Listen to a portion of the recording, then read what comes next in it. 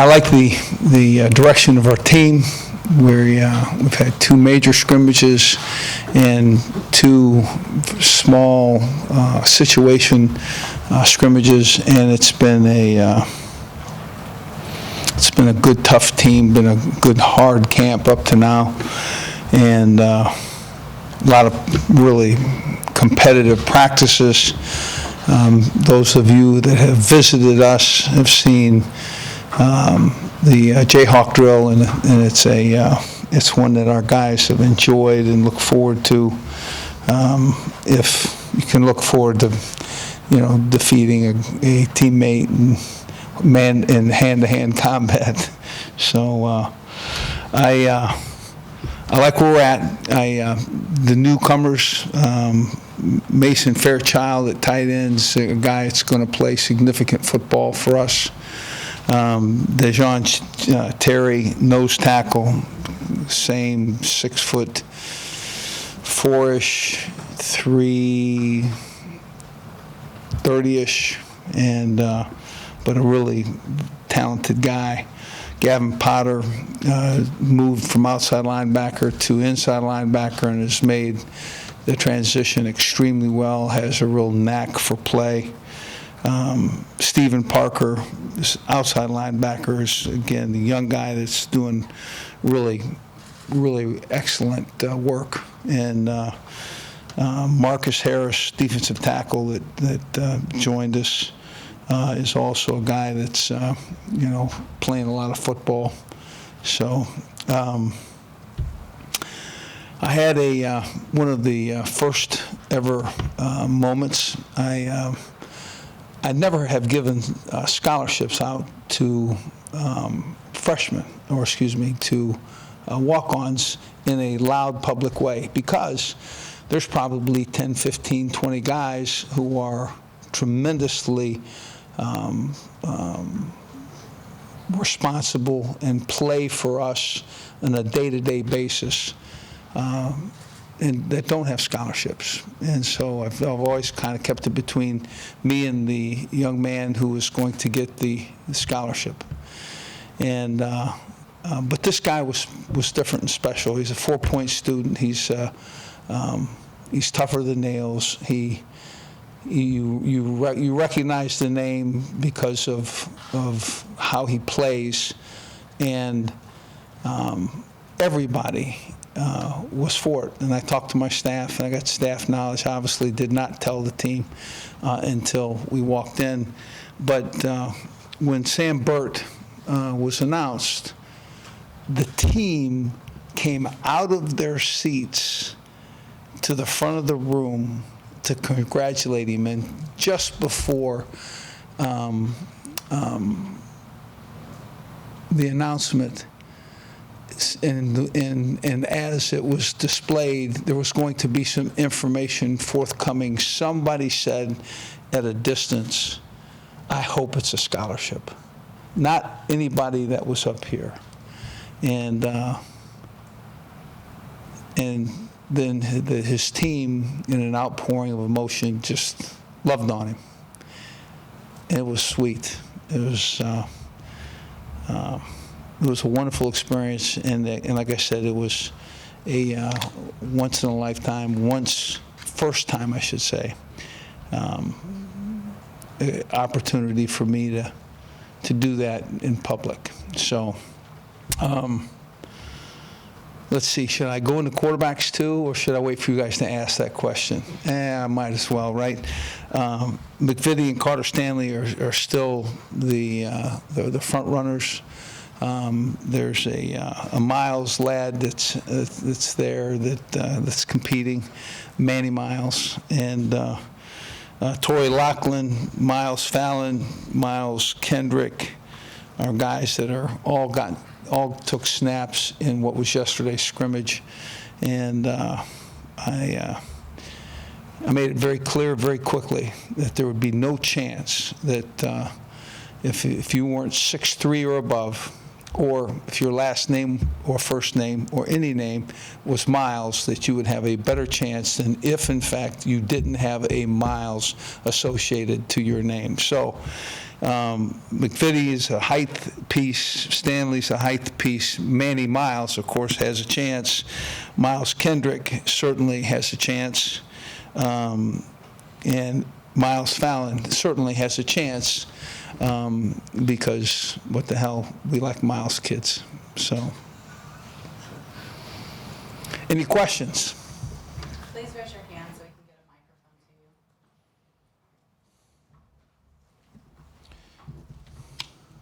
Since you brought up quarterbacks, what are you waiting to see from the front runners?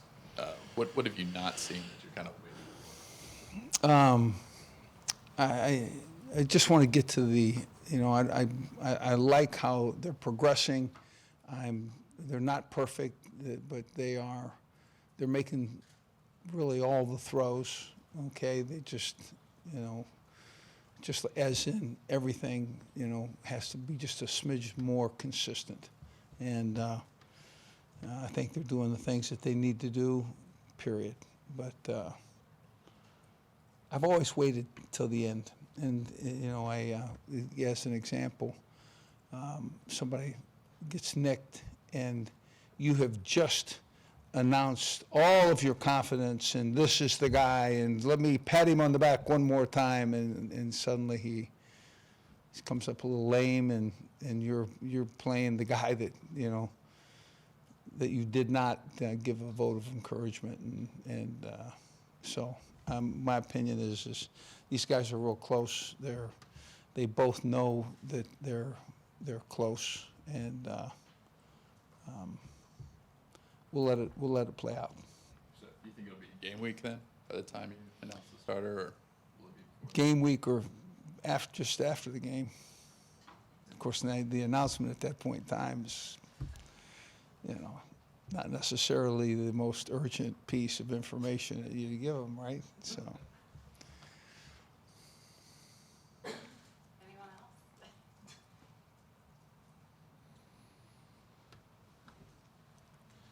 Les, I guess, is there anything that surprised you since you've taken this job that might be more of a challenge than you anticipated it being, or anything that you might be better equipped to handle than you thought you might when you took the job? There's nothing that, that surprises me anymore with the number of years and three head coaching opportunities that I've had. So I know what's coming and what's, what to expect from my players and coaches. So to answer you, I kind of anticipated kind of where we would be, and I was pleased. I think I get really good players. I think I have good men. I think the people, that will take the field for Kansas or will care for the guys that are wearing that same blue. And I think it's going to be a challenge to win games and to win championships. I think we'll be ready for the challenge. Scott? You mentioned Gavin Potter. I'm just curious, what first drew you to him in recruiting? I didn't get there was a little malfunction in the microphone. Right, Gavin. I know Gavin Potter. It said something about recruiting. What drew you him at first in recruiting, and what drew him? What drew him? Drew us. Yeah. Oh, okay, good. What we do is we do our own evaluation. We don't do anybody else's evaluation. We take nobody else's evaluation, to bear. What we do is we look at the guys and we see mobility.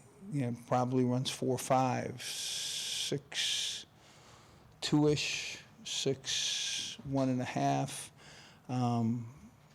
Two-time state champion in wrestling.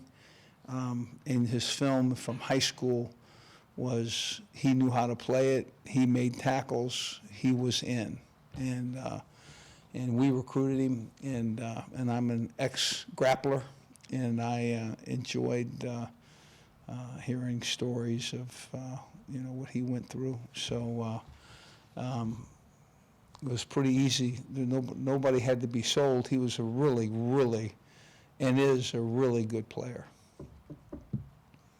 Back here in the back. Mitchell Summers with WIBW. What were some of the goals that you were hoping to have accomplished by this point, and looking forward to when the season starts? What are some more goals you're hoping to accomplish?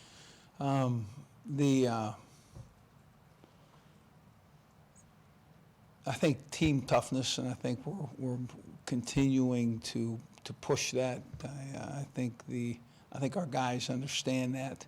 They understand that when they take the field, that they have to be ready to play in difficult situations, let alone, be able to return the physicality that your opponent is willing to play with. So,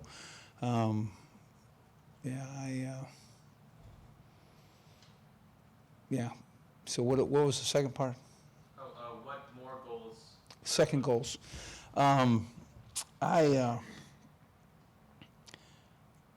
Our football team needs to improve, okay? And it needs to improve across three boundaries: offense, defense, and special teams. We're doing that, and I want to get our first game played underway and see exactly where we're at. So that's I like who we are. I like how we play in practice. I think we'll fare well, and I think the standard will be after the first game. Back here in the back. Coach Miles, do you feel that when you see the Kansas name being brought up more in social media, it's more in a positive light than it has been in the past? Do you feel the kind of change with the players and the attitude of the players as they now know that Kansas isn't necessarily a name that they're thinking of in the past, but they see that the future's bright? Yeah, I think there's I think our players, anticipated there would be a new feeling here in this room, okay? And I've asked them to be responsible to that, and they have, and it's been a wonderful piece. Now, in terms of social media and the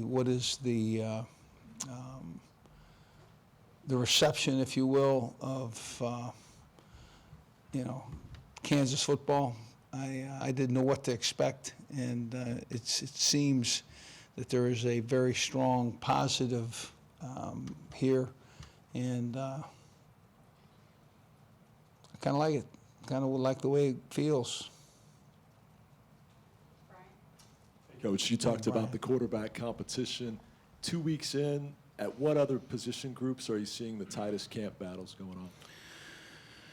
Let's see. I'm probably looking at in the secondary. I think with the idea that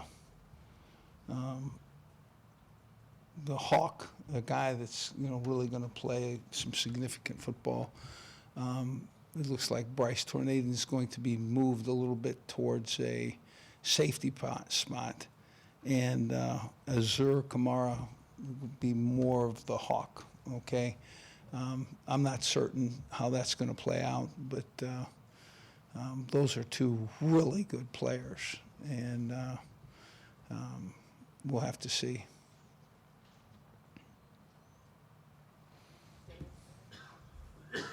Last, the offensive line coming in on paper looked to be one of the strengths of this team. How are you feeling about them now? Has there been anyone that's come up and jumped out at you? And has there been any rotation or position changes around there?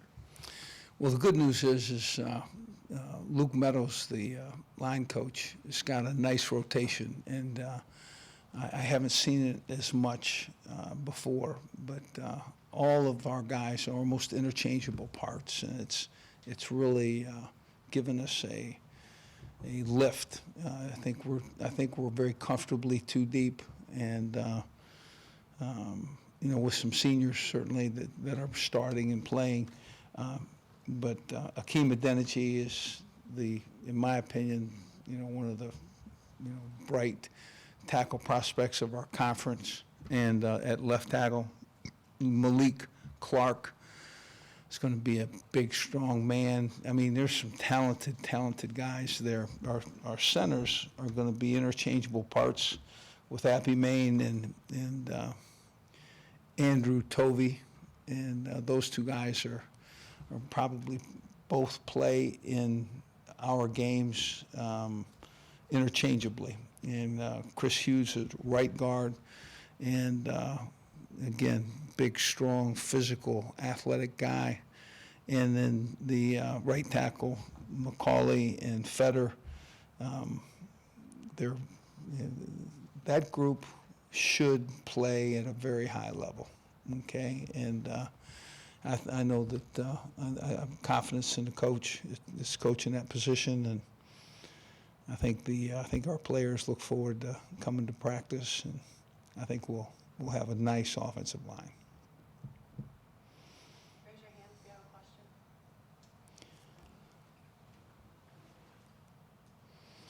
You were talking about newcomers earlier. When you, as a coach, when you kind of know that you're going to have to play some guys that are that young, is there any level of concern that comes with that? Just you don't know, you've never seen them in a Big 12 game. Well, you know what? It's interesting. We've had two 16, 18 play short situation scrimmages and two really lengthy scrimmages. One where you were giving your players, say, 45 snaps, okay, times two.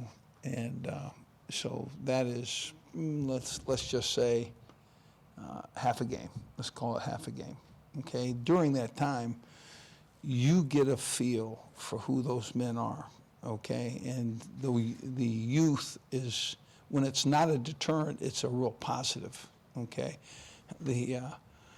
I saw Parker and Gavin Potter after practice. I mean, we just had a slugfest of a practice, long, hot. It was before we had learned how to turn the air conditioning on at the indoor, okay? And these two guys are playing one-on-one touch football. Will really look more like tackle football in shorts and being thrown to by one of the coach's daughters, okay? And I just watched those two guys play really well in scrimmage play, and they're having fun playing. I think those two guys would be guys that you'd like to put in the game, and because their self-interpretation and what's going to happen in those 4 quarters are going to be really good things. So. Let's take a couple more. Matt? Could you evaluate what you've seen out of Torrey Loughlin so far and see the type of player that could potentially make an impact this year? I think Torrey's a guy that it's youthful and has a strong arm, athleticism, and I think he will, certainly eventually play some significant snaps. I'm not ready to say he's progressed in an advanced position, but I would not be afraid to play him in games. So. Chris? Coach, what are your thoughts about the role of football, a successful football team in the life of a university this time of year, both within the setting a tone for the athletics department and also some enthusiasm campus-wide? Yeah, I can't imagine a quality college town without a great football team, and I think you'll find that this team will understand that and want to be a part of the festivity of that surrounds a very quality football team. So it's never going to be about the kind of day that it was. It's always going to be about the kind of team that it was. So I think we understand it, and I think that we're looking forward to being a part of it.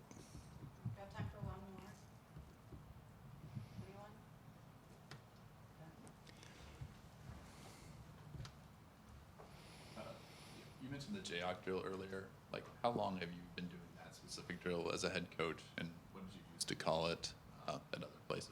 If you ran it? There are no other places. But I've been doing the Jayhawk drill at the places that I was at, really